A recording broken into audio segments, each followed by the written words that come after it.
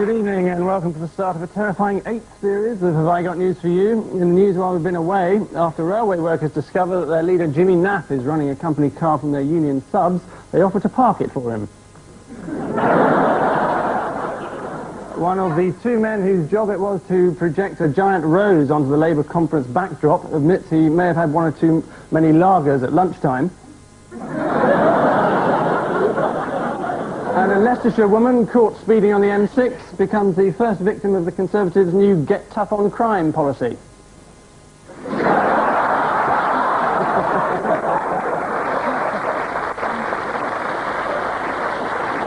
On Ian Hislop's team, an actor who behaved badly in the sitcom Men Behaving Badly, who staggered in the film Staggered, and who luckily failed the audition for Prick Up Your Ears, Martin Clunes.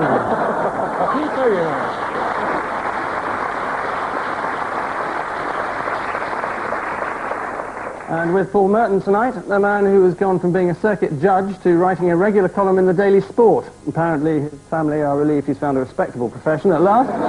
Judge Pickles.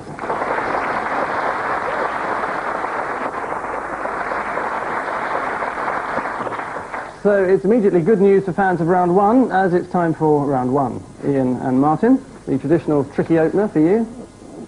Charles and the Spud Club.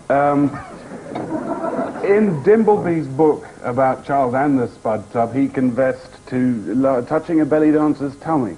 It's absolutely fascinating. It's a long, dreary catalogue of blaming other people. Unlike Diana's book, which is a long, dreary catalogue of blaming other people. Almost pretty much even there. Very much so. I'll tell you the story I like. Thank you, Paul. Stay with us. I'm glad you didn't shave. Why? You like me like this, didn't you? Right, I think Fancy a bit. There was a very good story about this groundsman who caught Charles and Camilla at it, apparently, in the grounds of Highgrove, which explains all those stories about Charles talking about trees for years. What he was actually saying was, Camilla, get behind it. Oh, yeah, just talking to the tree. Oh, darling. Put these on. Yes, it's all explained. It is the controversial new biography of Prince Charles by Jonathan Dimbleby, which has caused ructions in the royal family. Both William and Harry have endured a week of torture at boarding school, so at least their lives have carried on as normal. In the book, Charles reveals an early encounter with a belly dancer. She came up to me and wobbled everything at me, and so I ran my fingers up her tummy, rather hot and sticky, and she hit me on the head with her castanets. I'm sorry, a page of the Benny Hill Diaries seems to have crept in. Paul and my love, a few questions for you to answer here. This is Neil Hamilton, a gentleman who until recently was junior minister at the Trade Ministry, and he was accused by a man who apparently runs Harrods, an Egyptian, I understand. He was accused, although he denies it. He certainly walks like an Egyptian. He denies it, but he was accused of receiving money for asking questions in Parliament. Thank you for your summing up, Your Honour.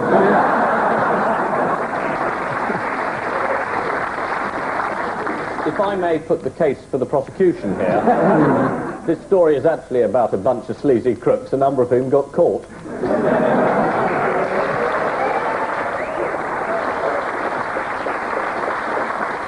Can I say what a pleasure it is sitting opposite a judge? Very pleasant to sit opposite somebody who should be in the dock. At least this time I don't have to laugh at the judge's jokes. I'm afraid you do, actually. Precisely what you have to do. Yes, well, you got 2 points anyway. It is... We're being sponsored by Unigate Dairy. I'll have a yoghurt if it's not in trouble. It makes a change from Cousins Imperial Leather, anyway. Are you in a strong enough position to start this time? Probably not. Probably not, actually. I haven't seen the tabloid papers this week. I didn't bother. Anything interested in them at all, Ian? Not that I saw. No, I didn't see anything that caught my eye. No. Well, I think you should.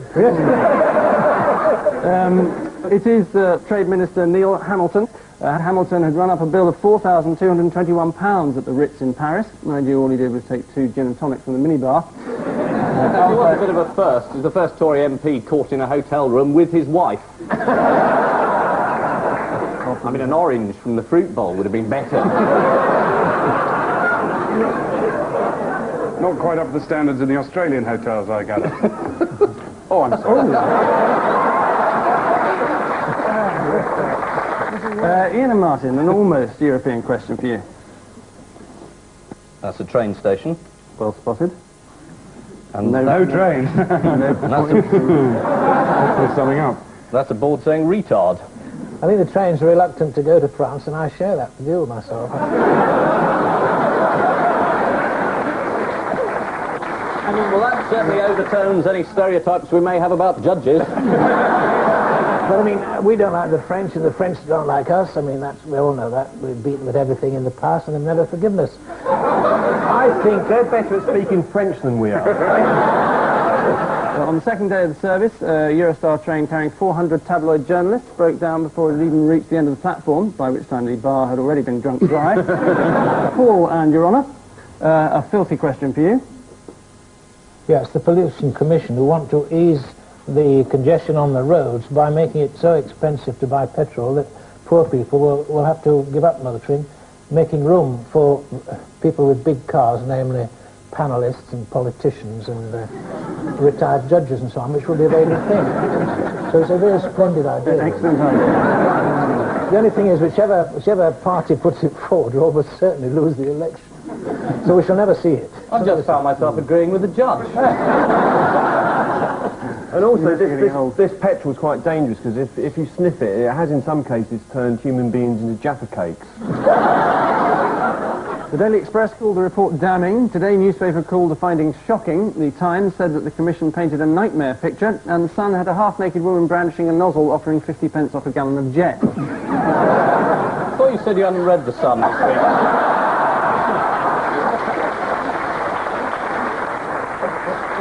Yes, the unleaded petrol releases a number of harmful emissions, apparently, such as carbon monoxide, which can impair concentration and brain function and present a risk to the fetus, although any fetus driving a car is dangerous enough. Which leaden humour brings this first round to a grinding halt, and for the time being at least, both teams appear happy to share the standard 4.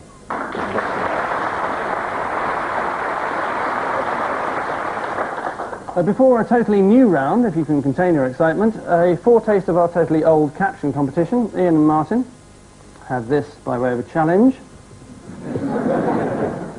Paul and Your Worship, an equally uninspired...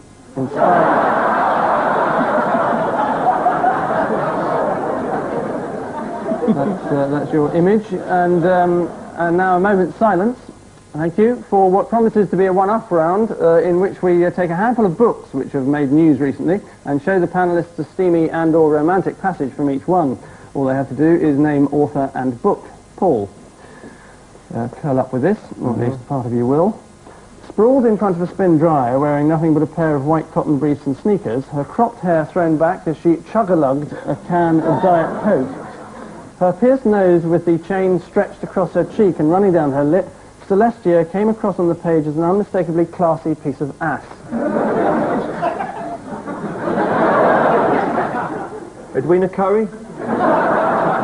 No. No, this is Naomi Campbell, but she didn't write the book. Or read it. It says No, that's true, apparently. She didn't She got a read- memo from her publisher. She didn't read that either. the spokesman for her said that she didn't actually write the book, but she was very much its author. The book attempts to show off Naomi's cultural knowledge. For instance, her description of the Italian Lake District, which begins, Virgil was nuts about the place. Didn't know that she was a Thunderbirds fan, but anyway. Your Grace, here's your particular extract. Their bodies were electric, aching to embrace, yet the anticipation, the fervour of expectation was almost more delicious, a moment of ecstasy that can never be repeated and is worth holding on to for as long as is humanly possible. The footman entered and quietly announced... What was he entering?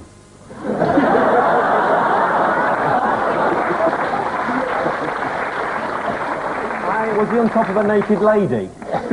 This is Anna Pasternak's book, isn't it, on Lady Di. I mean, who cares who's been bonking whom? I don't care at all. I couldn't care less. Sells papers. It does.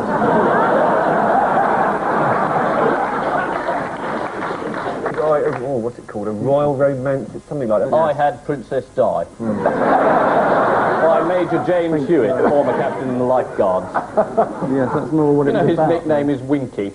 Apparently he winks a lot. That's like Squidgy. He squidges a lot. He does that. You're there before me. Thank you. It's the story of Diana's affair with James Hewitt, Princess in Love. I'm still imagining this footman, you see. So he's saying, soup will be served in a minute.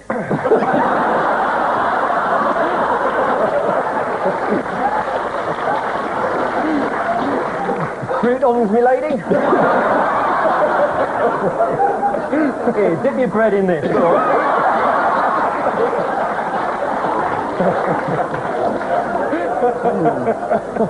This is the story of Diana's affair with James Hewitt, Princess in Love, described by its author, Anna Pasternak, as a sophisticated analysis of a woman's journey through adversity to find herself, and not just about a quick shag up against a tree. Martin, your literary effort is as follows. Yes, yes, Ray's hand reached slowly towards the seat of all rapture, the centre of life. He was drawn there as inevitably as eels are drawn to that calm area of the North Atlantic between the West Indies and the Azores, where seaweed floats and eels wriggle their relentless way to paradise, a Ray was doing or trying to do towards him. Well, it's a handbook of some sort, isn't it? If I can say that. A book you read with one hand. I know who wrote it. Has he been Well, up don't you before tell you? anyone. I wrote it. Did you? Yeah. And you've admitted that publicly? I know it's terrible. Well, you sort of admit it publicly when you publish a book and put your name on the front of it. Not if no one buys it. It's called Off the Record, and the paperback comes out in February. A good read. Have you had confirmation of that? Yeah, sure. Got a plastic cover, has it? How's it, I didn't know you weren't a novelist.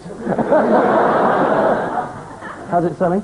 It's got to be selling big numbers, because I want to go off, and do a Major Hewitt and disappear and live it up and all that. Do a Major Hewitt? Well, Let's get Winky. Are there more than one? Finally, Ian, you'll need a cold shower after this one. We had a very happy honeymoon, taking the ferry across the Thames estuary to Southend. I made my first visit to an eel and pie shop in Leysden. We visited the church and spent hours talking to the pigs. I remember our holiday with nostalgia and sometimes get out the photographs to remind us of it. This is me. It's Terry Major Ball. This is the Prime Minister's brother, who wrote a book called Major Major. And there's a nice picture of a squirrel in the middle. Taken at Bognor. Taken at Bognor. Very good. It is one of the funniest books ever written.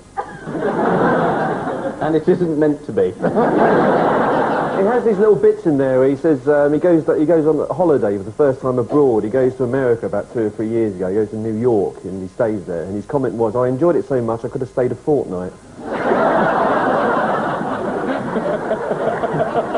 It's true. To give you just a taste of Terry's autobiography, the chapter headings include Woolworths and Shirley, that's his wife, Married Life, How to Make a Garden Ornament, Moving to Rented Rooms, Butlins and Back to Garden Ornaments. have you written a book? Have I written a book? Yes. No. I know you scribble in private eye, but can you... We all do that. We all do that just to colour in the pictures. Have you ever written a book? No, I haven't, Your Honour. And is it an offence? And find out. I know yours is.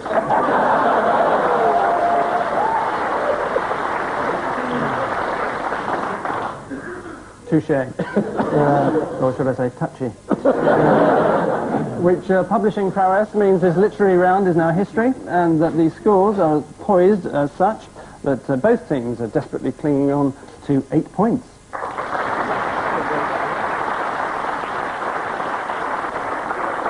Well, back to the familiar now as we welcome with open thighs, yield the odd one out round, 4 upstanding pillars, which one supporting the Pink Floyd seating. Paul, your 4 political heavyweights are Tony Blair, Neil Hamilton, Nerys Hughes, and Jimmy Carter. Who's the bloke? There's Mr. Mozzie-Uddin. Ahmed. Ahmed. Bless you. Jimmy Carter's the odd one out because he's the only one who's ever been caught having sex with a penguin. Is it Jimmy Carter's the only one that hasn't been involved in a spot the Mozzie-Uddin in this picture? Using your skill and judgment. Put a cross where you think his nose is. It's got more to do with the fact that Mozzie-Uddin happens to be the owner of the Putney Tandoori. So he's the only one who hasn't been into this Tandoori in Putney, Jimmy Carter then? I'm afraid is the right answer. Well done. Jimmy Carter, who has never, of course, eaten there, he went round the corner to the Samrat Curry House in Lacey Road, Putney, apparently. It's true. I know the Samrat in Lacey. Do you? Have you been? Your Highness, 4 good men and true for you. Doctor... Are you aiming to come up before a judge in the near future at all? I may not have any say in the matter. Dr. Ian Paisley, Dr. Brian Mawhinney, Doctor Who,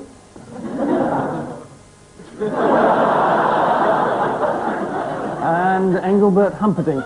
Well, I think this is to do with assumed names and titles. Doctor Who, of course, I mean, that's plainly not the name of the character. Although I don't think he didn't have any other name, actually, in the actual series, so far as I recall.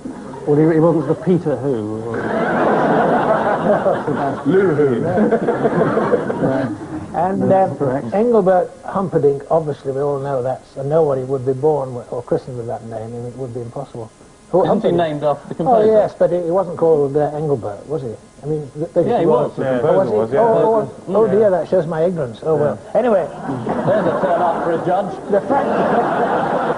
The fact is that this chap... He's a popular beat singer. This chap assumed it. Isn't that popular? And therefore it leaves us with Dr. Mawhinney, who was the Minister for Health, as the odd person out. Well, none of them are real doctors, apart from Dr. Engelbert Humperdinck, who's a brain surgeon. He's actually a faith healer. So you sort of... Engelbert Humperdinck is a faith healer. Anyway, the odd one out is Engelbert Humperdinck. He's the only one who cures people, even though the others boast the title of doctor. That's the official answer. Engelbert Humperdinck has recently discovered a gift for faith healing. He claims that people arrive at his concerts in wheelchairs and just get up and walk away. Usually about 30 seconds into the first number. Martin, a natural foursome for you. Emma Freud, Gareth Hunt, Paul Anker, and Barclays Bank. Well, they're all rhyming slang apart from Emma Freud. No, it's hemorrhoid.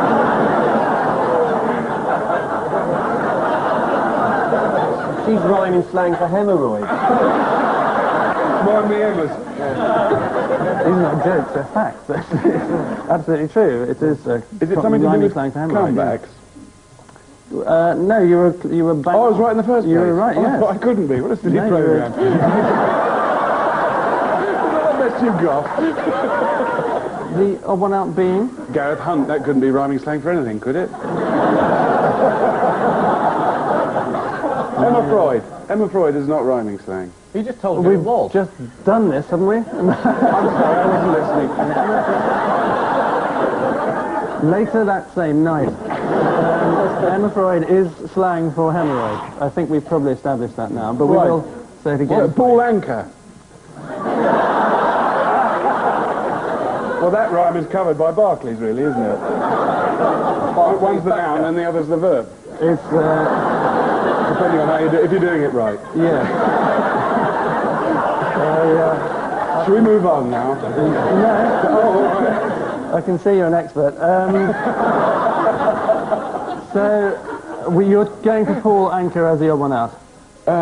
Okay, choose the Is sadly the right answer. Well, Gareth Hunt is, of course, Cockney rhyming slang for sad actor forced to do coffee ads. Luckily for some, Paul Anka isn't actually rhyming slang for anything. Otherwise, people would go around saying you're a complete Paul. And finally, in this round, Ian, an age-old foursome for you. German leader Erich Honecker, Michelangelo, chicken pox, and Chaos 4. I think this is to do with viruses, or vari, perhaps. Viribus, if it's about. Indeed. Thank you, Anglus. Anglus. That's the genitive. Anglus.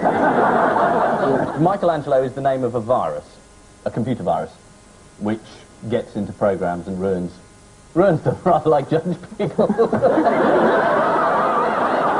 Oh, I am sorry. So I'm really sorry. No. You will be. Particularly if I'm in front of you ever again. I would guess it's not a trick question and that Chaos 4 is the name of the virus, so the odd one out is Erich Honecker. Is the wrong answer. The odd one out is chickenpox, as it's a real virus, whereas all the others are computer viruses. So you're almost there. Erich Honecker is a computer virus. Is the right answer, but unfortunately...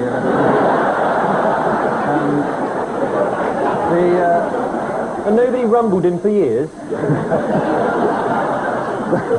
They thought he was leader of East Germany. They thought he was rhyming. Yeah.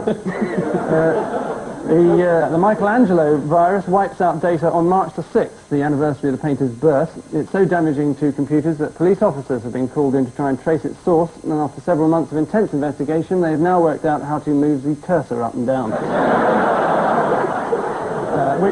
Terminal complaints announced the end of this round, and with 3 down and 1 to go, it looks like that Paul and James are not exactly winning with 9, whilst Ian and Martin are exactly winning with 12.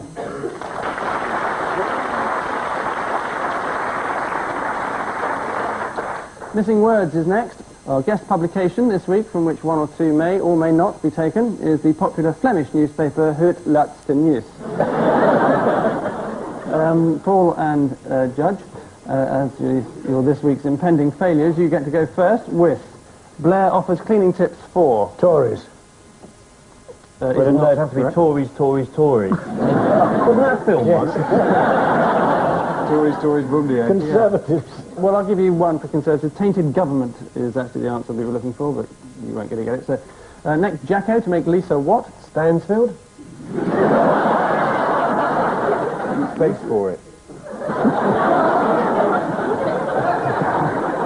I think they're married, they don't have to anymore. Like Liz is what we're after. Next, overuse weakens what? Bladder. Camilla Parker Bowles. No, overuse weakens drugs is the answer. And lastly, police recruit what? Ate my hamster. Gerbils is the right answer. So here we go, fingers on buzzers.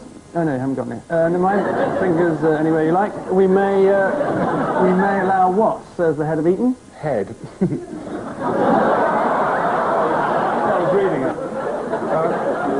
Yes. Girls? Girls. It is girls, but unfortunately Paul said it's He slightly just says that all the time. Girls, girls. Girl mad. Next, Sooty's owner cannot bear what? Sooty's children.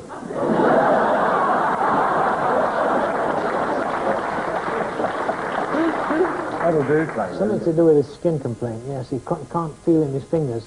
If he has a glove on, then it all goes wrong. It all goes wrong. You couldn't fit all that into that small... But you were in the right area, so I'll give 1 point to you. To hold him is right. Shame. Just that. No, it's not. What am I talking about? Next, 270 million Chinese will be what by 2000? 6 years older. Mathematically accurate, but not the right answer. Unemployed is the answer. And with only 1 point in it. Finally, is Charles what? Is Charles hurting? Joking. Hey. the answer I have to tell you is Charles niet gut snick?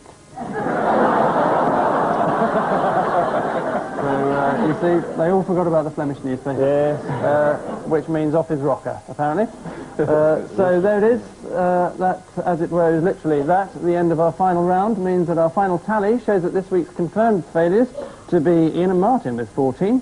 And this week's runaway successes are Paul and James with 15.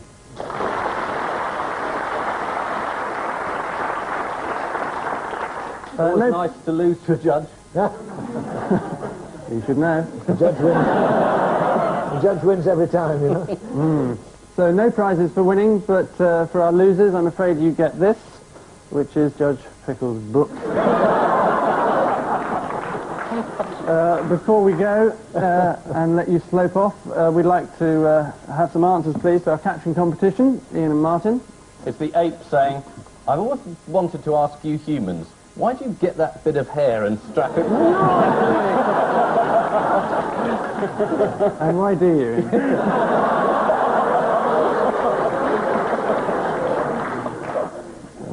They're below the belt. No, I'll leave that to you. Is the monkey saying, I told you it was cold, me bollocks have fallen off?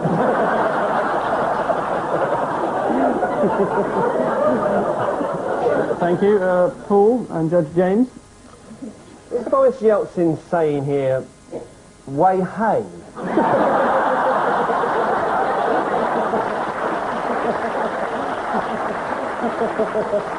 or has he found a string in her back, which if you pull it, it says, it's been a very good year for the Commonwealth? Is it true in your country everyone has a book in them? Or it's your turn with the boiled sweet now. There's my chewing gum. Apparently it loses its flavour overnight. Well, it would up there anyway. On which seemingly endless note, we say thank you to our panellists, Ian Hislop, Martin Clunes, Paul Merton and Judge Pickles. And I leave you with the report that the Aga Khan was not impressed when his servants forgot to fill his swimming pool. In America, one of the world's leading weirdos meets Michael Jackson. And Princess Diana confronts reporters to tell them once and for all to stop treating her like a sex object. Good night.